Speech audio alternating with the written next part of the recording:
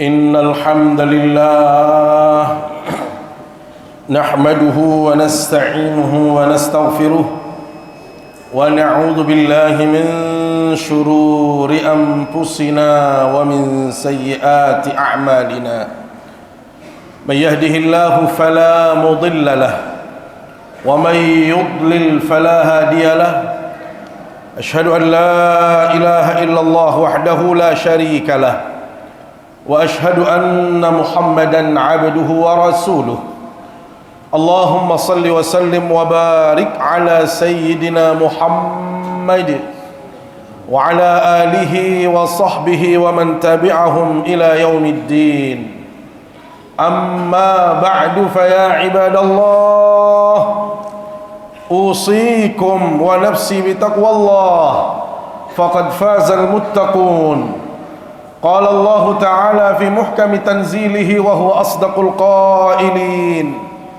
يا أيها الذين آمنوا اتقوا الله حق تقاته ولا تموتن إلا وأنتم مسلمون وقال سبحانه يا أيها الذين آمنوا اتقوا الله وقولوا قولا سديدا يصلح لكم أعمالكم ويغفر لكم ذنوبكم ومن يطع الله ورسوله فقد فاز فوزا عظيما. Saudaraku, kaum muslimin, sidang Jumat yang dimuliakan Allah Subhanahu wa taala. Mengawali khutbah singkat ini, izinkan khatib mengajak kita semua untuk selalu bersyukur kehadirat Allah Subhanahu wa taala. Karena dipastikan semua yang hadir di majelis yang mulia ini mendapatkan begitu banyak kenikmatan dari Allah Subhanahu wa taala. Saking banyaknya nikmat yang Allah berikan kepada kita, sampai kita manusia ini tidak mampu menghitung, tidak mampu menguraikan satu persatu berapa karunia Allah yang sudah kita terima sampai detik ini. Allah mengingatkan kita dalam firman-Nya, wa in ta'uddu ni'matallahi la tuhsuha. Sekiranya kita mencoba menghitung, kita coba uraikan satu persatu berapa karunia Allah yang sudah kita terima sampai detik ini, la tuhsuha, tidak mungkin kita mampu menghitung berapa kenikmatan yang sudah kita dapatkan. Apalagi saat ini kita sudah berada di tahun baru 1447 Hijriyah. Ini menunjukkan bahwasanya kita mendapatkan tambahan nikmat dari Allah Subhanahu wa taala. Jangankan tambahan 1 tahun kesempatan untuk kita hidup, 1 minggu, 1 hari, bahkan 1 jam sekalipun, itu sangat berarti bagi seorang muslim untuk dia menambah kebaikan-kebaikannya di sisi Allah, untuk meningkatkan keimanan dan ketakwaan dia, sehingga dia akan menghadap Allah dalam keadaan penuh kebahagiaan, penuh sukacita, karena banyak investasi amal yang sudah dia hadirkan. Hadirin yang dimuliakan Allah Subhanahu wa taala, penting kiranya kita mengambil pelajaran, terutama kaitannya dengan bagaimana pelajaran keimanan, bagaimana kekuatan iman sehingga mereka bisa menjadi orang-orang yang dipuji di dalam Al-Quranul Karim. Siapa mereka itu? Hati Allah, mereka adalah orang-orang muhajirin, mereka itu adalah orang-orang ansar. Allah Subhanahu wa ta'ala mengabadikan potret 2 komunitas masyarakat yang kita sebutkan tadi di dalam surat Al-Hasyr ayat 8 ayat 9. Allah Subhanahu wa ta'ala tegaskan tentang orang-orang muhajirin, lil fuqara'il muhajirin alladzina ukhriju min diyarihim wa amwalihim yabtaguna fadlan minallahi wa ridwana wa yansuruna Allah wa rasulahu ulaika humus sadiqun. Allah memuji orang-orang muhajirin sebagaimana yang Allah firmankan, orang-orang muhajirin itu menjadi orang-orang yang fakir, orang-orang yang tidak berpunya, orang-orang yang tidak memiliki harta benda sedikit pun. Kenapa demikian? Alladzina ukhriju min diyarihim wa amwalihim, karena harta mereka sudah ditinggalkan di Mekah, karena mereka harus keluar tanpa harus membawa sedikit pun harta benda yang mereka miliki. Sebenarnya mereka ini adalah orang berpunya, orang yang punya harta benda di kota Mekah, tetapi karena perintah Allah mereka harus meninggalkan kota Mekah. Iman yang memanggil mereka sehingga semua aset, semua harta mereka tinggalkan di kota Mekah. Jadilah mereka orang-orang yang disebut dalam Al-Quran fuqara, menjadi orang miskin. Tetapi apa yang mereka tuju? Yabtaguna fadlan minallahi wa ridwana. Mereka hanya mencari keridhaan dari Allah Subhanahu wa ta'ala. Hal yang sama dengan orang-orang Ansar, mereka juga dipuji oleh Allah Subhanahu wa ta'ala dengan kekuatan iman yang luar biasa. Walladzina tabawwa'ud dara wal imana min qablihim yuhibbuna man hajara ilaihim wa la yajiduna fi sudurihim hajatan mimma utu wa yu'thiruna ala anfusihim walau kana bihim khasasah. Mereka-mereka yang mendiami kota Madinah, yuhibbuna man hajara ilaihim, mereka mencintai saudara-saudaranya yang datang dari kota Mekah.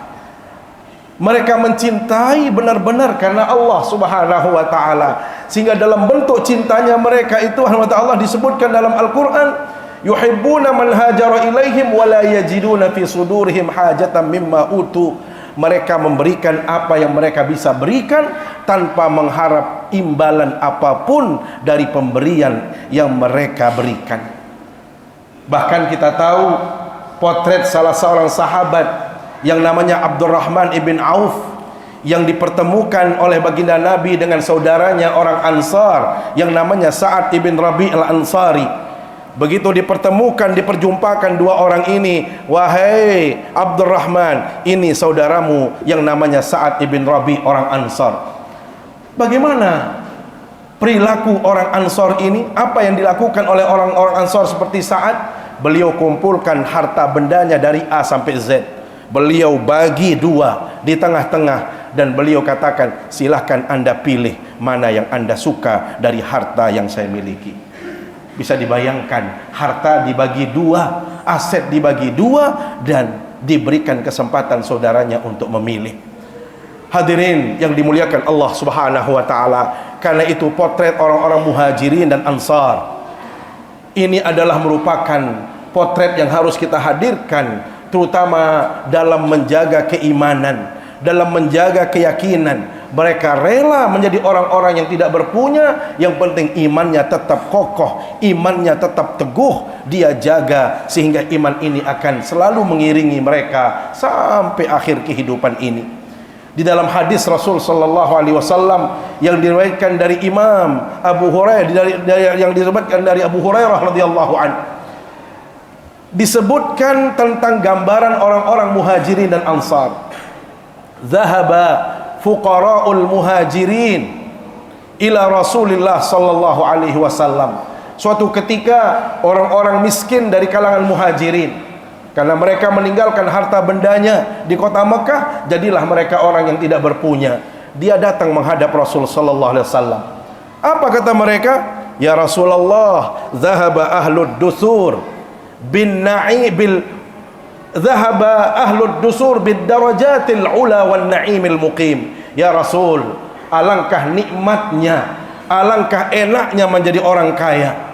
Kenapa? Karena mereka memiliki derajat yang mulia, derajat yang tinggi, dan mendapatkan nikmat yang berlimpah dari Allah Subhanahu wa ta'ala. Apalagi yang membuat enak orang-orang kaya, kata Rasulullah SAW. Bagaimana tidak enak menjadi orang kaya? Yusalluna kama nusalli wa yasumuna kama nasum wa yatasaddaquna bi fuduli amwalihim. Kami orang-orang miskin dengan orang kaya itu sama cara sholatnya, rakaatnya sama, waktunya sama, tidak pernah ada diskon. Kami yang miskin karena sibuk mencari harta benda, seharusnya zohor dikorting menjadi 2 rakaat.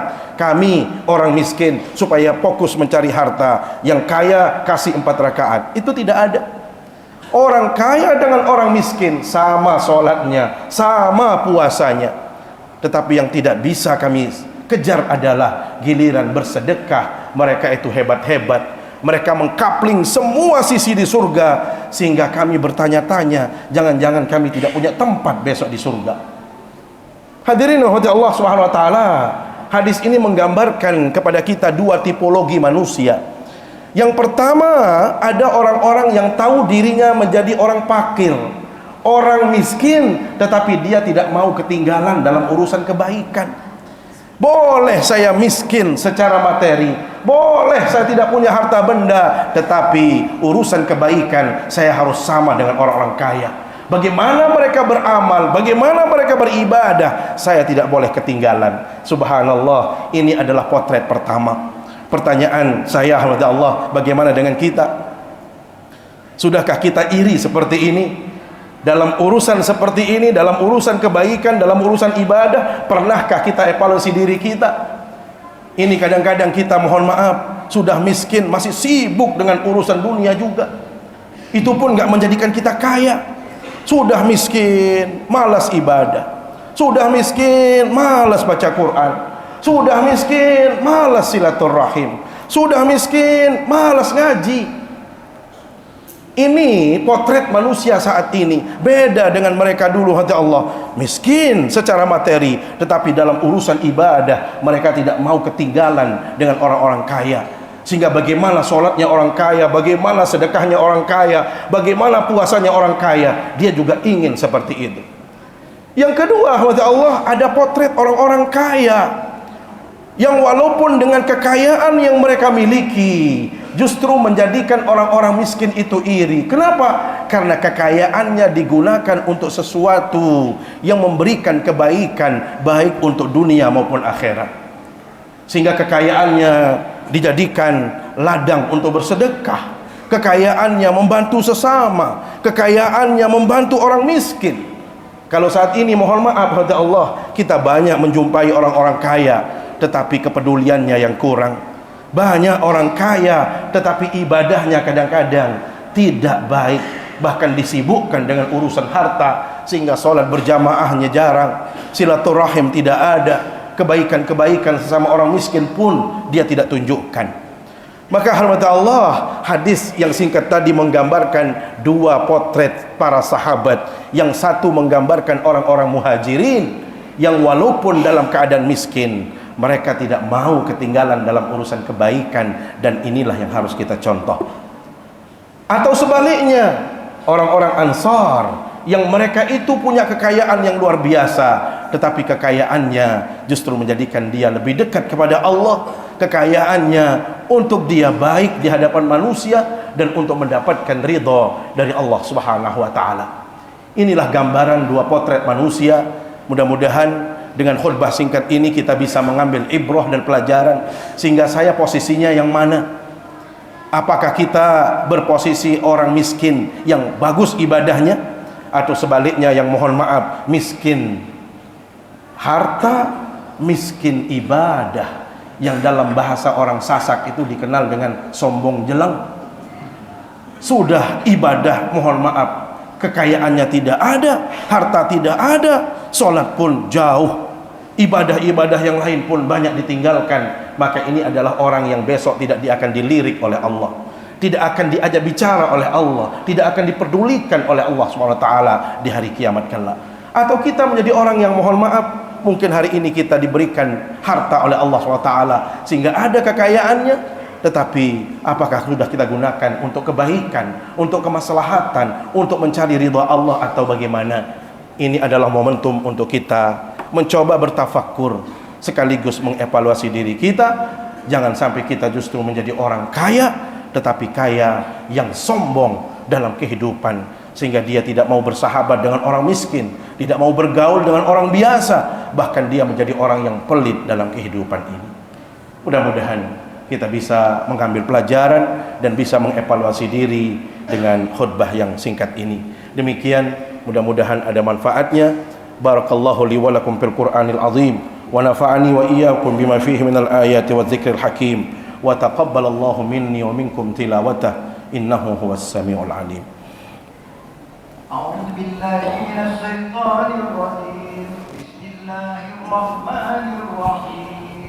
اللهم صل على محمد اللهم صل على سيدنا محمد اللهم صل على سيدنا ونبينا وحبيبنا وسفينا وذكرنا المصطفى ومولانا محمد والحمد لله رب العالمين.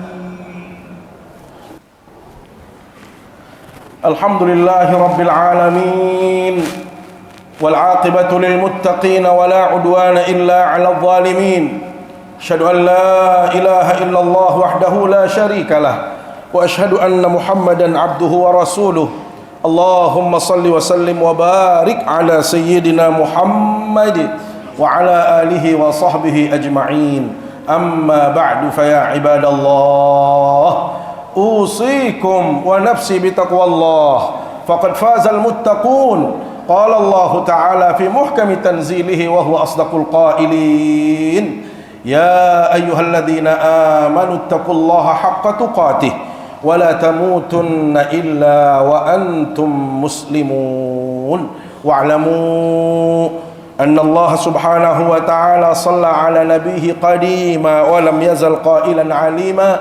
فقال تعالى إن الله وملائكته يصلون على النبي يا أيها الذين آمنوا صلوا عليه وسلموا تسليما. اللهم اغفر للمسلمين والمسلمات والمؤمنين والمؤمنات الأحياء منهم والأموات إنك سميع قريب مجيب الدعوات وقاضي الحاجات. اللهم أعز الإسلام والمسلمين وأهلك الكفرة والمشركين أعداءك أعداء الدين ومن والاهم يا رب العالمين. اللهم أصلح ولاة أمورنا ووفقه لما تحبه وترضاه يا رب العالمين. اللهم تقبل منا إنك أنت السميع العليم وتب علينا إنك أنت التواب الرحيم. ربنا آتنا في الدنيا حسنة وفي الآخرة حسنة وقنا عذاب النار والحمد لله رب العالمين. عباد الله إن الله يأمر بالعدل والإحسان وإيتاء ذي القربى وينهى عن الفحشاء والمنكر والبغي يعظكم لعلكم تذكرون. فاذكروا الله يذكركم واشكروه على نعمه يزدكم ولذكر الله أكبر. أقيموا الصلاة.